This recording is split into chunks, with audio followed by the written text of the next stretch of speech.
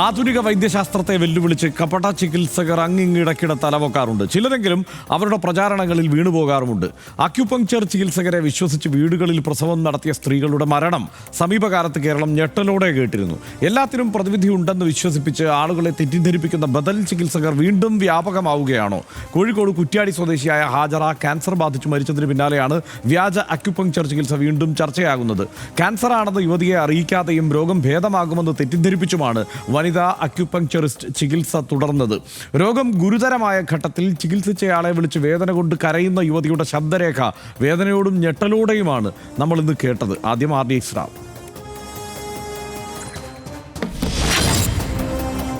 കോഴിക്കോട് കുറ്റ്യാടി അടുക്കത്തെ ഹാജിറ എന്ന യുവതിയാണ് അർബുദബാധിതയായി ചികിത്സയിലിരിക്കെ മരിച്ചത്. നെഞ്ചുവേദനയും നീർക്കെട്ടും തുടങ്ങിയത് മുതൽ കുറ്റ്യാടിയിലെ അക്യുപങ്ക്ചർ കേന്ദ്രത്തിലായിരുന്നു ഹാജിറ ചികിത്സ തേടിയിരുന്നത്. ക്യാൻസർ ആണെന്ന് വിവരം മറച്ചുവെച്ചാണ് ഹാജിറയ്ക്ക് അക്യുപങ്ക്ചർ ചികിത്സ നടത്തിയത്. സ്ഥാനാർബുദമാണെന്ന് തിരിച്ചറിഞ്ഞിട്ടും രോഗിയെ അറിയിക്കാതെ കുറ്റ്യാടിയിലെ വനിതാ അക്യുപങ്ക്ചറിസ്റ്റ് ചികിത്സ തുടരുകയായിരുന്നുവെന്നാണ് ബന്ധുക്കൾ ആരോപിക്കുന്നത്. പഴുപ്പ് പൊട്ടിയൊലിക്കുമ്പോഴും രോഗം സുഖപ്പെടുകയാണെന്ന് വിശ്വസിപ്പിച്ചു. ശേഷം ഇവരെ കോഴിക്കോട് എരഞ്ഞിപ്പാലത്തെ മറ്റൊരു അക്യുപങ്ക്ചർ കേന്ദ്രത്തിലേക്ക് വിട്ടു. പച്ചവെള്ളവും 4 ഈന്തപ്പഴവും മാത്രമാണ് ഇവർ നിർദ്ദേശിച്ച ഭക്ഷണം. ഒടുവിൽ 6 മാസം മുൻപാണ് ഹാജിറയ്ക്ക് അർബുദമാണെന്ന് അടുത്ത ബന്ധുക്കൾ തിരിച്ചറിഞ്ഞത്. ഇത് സംബന്ധിച്ച് ഹാജിറയുടെ ബന്ധുക്കൾ നേരത്തെ കുറ്റ്യാടി പോലീസിൽ പരാതി നൽകിയിരുന്നുവെങ്കിലും ചികിത്സയ്ക്ക് ലൈസൻസ് ഉണ്ടെന്ന് വ്യക്തമാക്കിയതോടെ ഗൗരവത്തോടെയുള്ള പരിശോധന നടത്താതെ അന്വേഷണം അവസാനിപ്പിച്ചു. സംഭവത്തിൽ മുഖ്യമന്ത്രിക്കും ആരോഗ്യമന്ത്രിക്കും പരാതി നൽകാനും ആക്ഷൻ കമ്മിറ്റി രൂപീകരിച്ച് പ്രക്ഷോഭം ആരംഭിക്കാനുമാണ് കുടുംബത്തിന്റെയും നാട്ടുകാരുടെയും തീരുമാനം. RDX rap news Malayalam.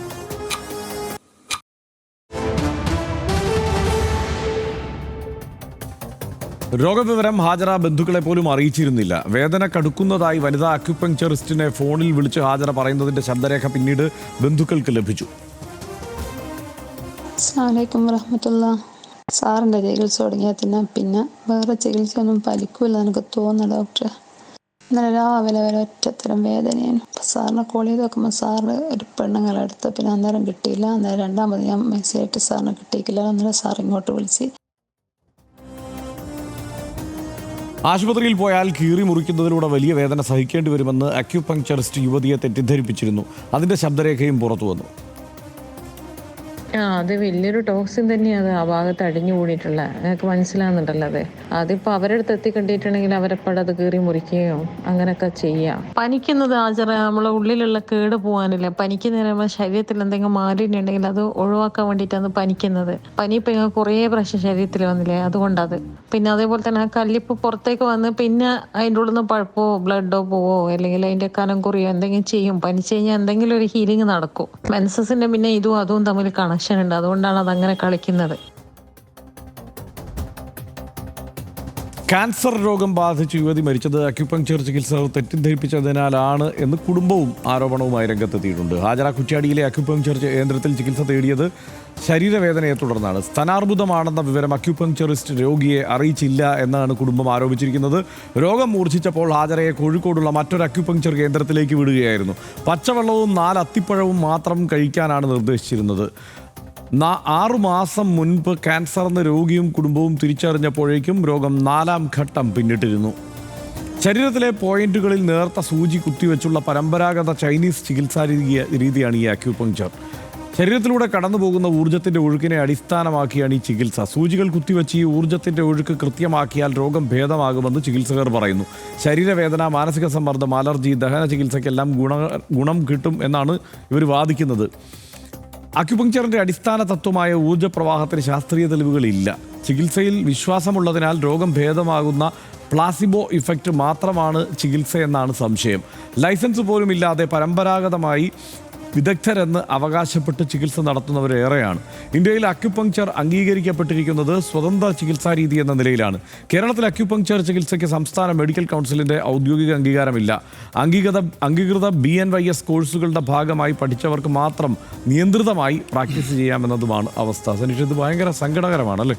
ഒരാൾ ആ രോഗാവസ്ഥയിൽ വേദന സഹിക്കുന്നില്ല എന്ന് പറയുമ്പോൾ അത് വളരെ സാധാരണ സംഗതിയാണ്. അത് ഈ ചികിത്സയുടെ ഭാഗമായി അത് സംഭവിക്കുന്നതാണ് എന്ന് തെറ്റിദ്ധരിപ്പിക്കുകയാണ്. നിശ്ചയമായിട്ടും ഇതിപ്പോൾ ക്യാൻസർ ഗുരുതരമായിട്ടുള്ള രോഗമാണ്. ഓരോരുത്തരുടെയും ഭാവി രോഗം വന്നാൽ എങ്ങനെയായിരിക്കും നമുക്ക് പ്രവചിക്കാനൊന്നും പറ്റില്ല. പക്ഷേ ഇതിനൊക്കെ എത്രയോ മികച്ച രീതികളും ആരോഗ്യ സംവിധാനങ്ങളും കേന്ദ്രങ്ങളും നമ്മുടെ നാട്ടിലുണ്ട്. മറ്റേതെങ്കിലും നാട്ടിലുള്ളതിനേക്കാൾ കൂടുതലുണ്ട്. ഇതിപ്പോൾ ഇങ്ങനെ സങ്കടത്തോടു കൂടി വേദന സഹിച്ച് വിളിച്ച് കരയേണ്ടുന്ന അവസ്ഥയിലൊക്കെ കേൾക്കുന്തോറും നമുക്ക് സങ്കടം വരികയാണ്. ഇതിപ്പോൾ ഒന്നാമത്തെ സംഭവമല്ല ഹർഷ. അതായത് എത്രയോ സംഭവങ്ങൾ നേരത്തെ ഇന്നാൾ പ്രസവത്തിൽ കുട്ടിയും അമ്മയും മരിച്ചു അല്ലേ, അത്തരം സംഭവങ്ങൾ ഉണ്ടാകുന്നത്. സ്ത്രീകളാണ് കൂടുതലായിട്ട് ഇത്തരം കാര്യങ്ങളിൽ മരിക്കുന്നതായിട്ട് നമ്മൾ കാണുന്നത്. സ്ത്രീകളാണ് കൂടുതൽ ഇത്തരം അശാസ്ത്രീയമായിട്ടുള്ള ചികിത്സാ സംവിധാനങ്ങൾക്കകത്ത് നിന്ന് പെട്ടുപോകുന്നത്. ഇതിനകത്ത് ഏതോ വിധത്തിൽ വിശ്വാസവുമായിട്ട് ബന്ധപ്പെട്ടൊരു കാര്യവും കൂടെ ഉള്ളതുകൊണ്ട് ഒരു പരിധിക്കപ്പുറം ആരും വിമർശിക്കാൻ തയ്യാറാകത്തില്ല എന്നൊരു കാര്യമുണ്ട്. എനിക്ക് തോന്നുന്നത് ഇതിൽ വളരെ കൂടുതലായിട്ട് കാര്യങ്ങളൊന്നും പറയാനില്ല. ഇതിനകത്ത് സമൂഹമാകെ തന്നെയും എഴുന്നേറ്റ് നിന്നിട്ട് ഇതിനെതിരായിട്ടുള്ള പ്രചാരണം നടത്തണം. നിങ്ങൾക്ക് പരിമിതമായിട്ട് ചില കാര്യങ്ങൾ ചെയ്യാം എന്നൊരു പൊതുസമൂഹം, അത് ശാസ്ത്രീയമായിട്ടൊന്നുമല്ല എങ്കിലും അങ്ങനെ നടക്കേണ്ടുള്ള കാര്യങ്ങൾ നമ്മുടെ നാട്ടിൽ എന്തോ ഒന്ന് അനുവദിച്ചു കൊടുത്തിട്ടുണ്ട്. ആ കാര്യങ്ങൾ മാത്രമേ ചെയ്യാവൂ എന്ന് അവരോടും പറയണം. ഇതൊരു തട്ടിപ്പ് പരിപാടിയാണ് എന്ന് നാട്ടുകാരോടൊരു ബോധവൽക്കരണ പരിപാടികൾ നടത്തണം.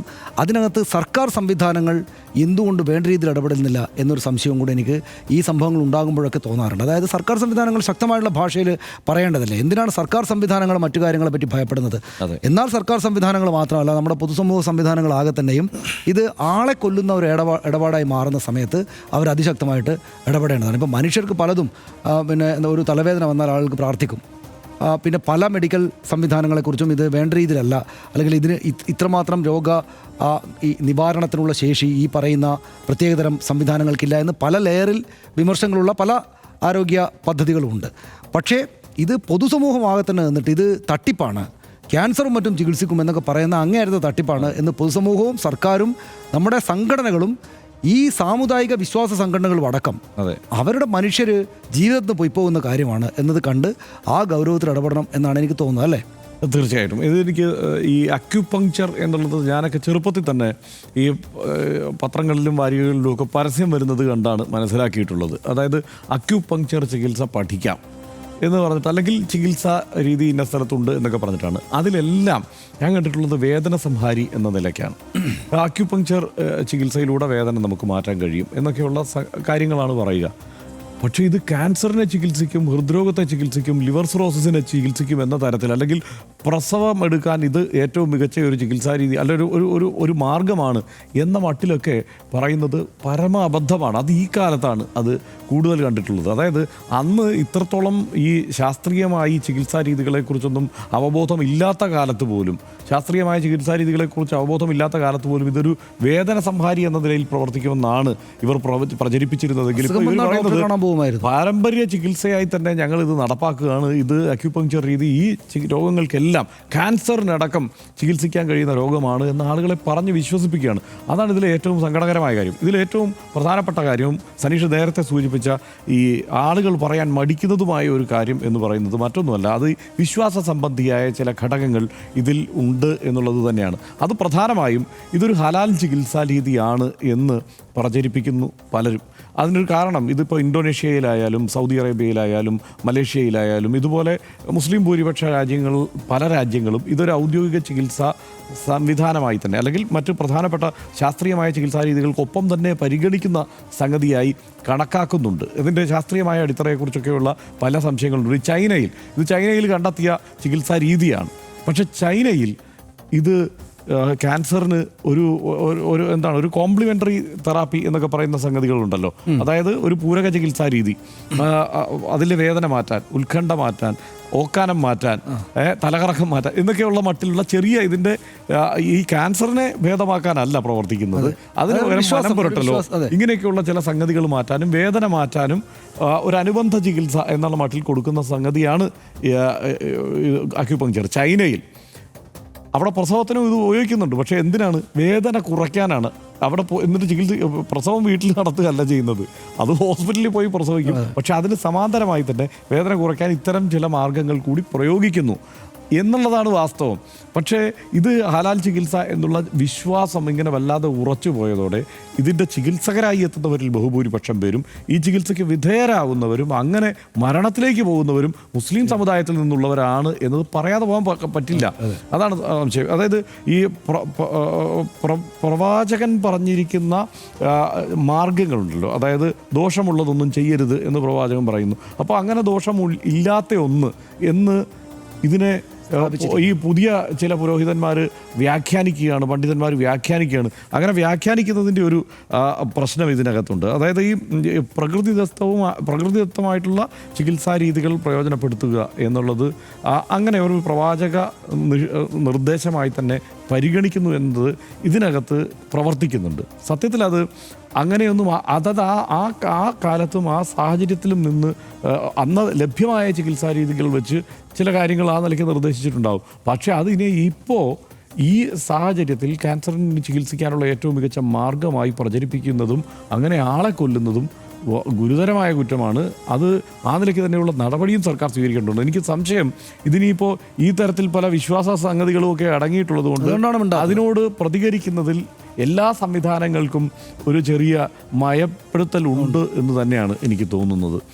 ശരീരത്തിൽ അർബുദത്തിൻ്റെ വ്രണവും വിങ്ങലും താങ്ങി പ്രാണൻ പോകുന്ന വേദനയിൽ ഒരു സ്ത്രീ ദയനീയമായി കരയുകയാണ്. അപ്പോഴും ചികിത്സക പറയുകയാണ് ശരീരത്തിലെ വിഷം ഒഴിഞ്ഞു പോകുന്നതിൻ്റെ ലക്ഷണമാണിതെന്ന്, രോഗം ഉടൻ മാറും എന്ന്. സ്വന്തം ശരീരത്തിന് എന്താണ് സംഭവിച്ചുകൊണ്ടിരിക്കുന്നതെന്ന് അറിയാനുള്ള അടിസ്ഥാന അവകാശം ഹാജറയ്ക്ക് നിഷേധിക്കപ്പെട്ടു. ഒരർത്ഥത്തിൽ ജീവിക്കാനുള്ള മൗലികമായ അവകാശമാണ് ആ യുവതിക്ക് നിഷേധിക്കപ്പെട്ടത്.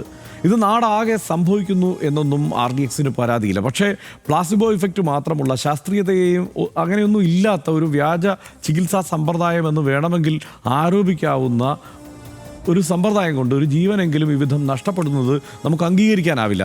അശാസ്ത്രീയമായ ചികിത്സാ സമ്പ്രദായങ്ങൾ ജീവന് വിപത്താകുന്ന ഈ സാഹചര്യത്തിന് അടിയന്തര ചികിത്സ വേണം. അതിന് പിന്നിലുള്ളത് അജ്ഞതയായാലും വിശ്വാസമായാലും ശരി, ആരോഗ്യവകുപ്പിൻ്റെ അടിയന്തര ശ്രദ്ധ ഈ സംഭവത്തിൽ പതിയണമെന്നും വ്യാജ ചികിത്സകർക്കെതിരെ സമൂഹത്തിൽ ബോധവൽക്കരണം ഇനിയും ശക്തമാക്കണമെന്നും RDX ആവശ്യപ്പെടുന്നു.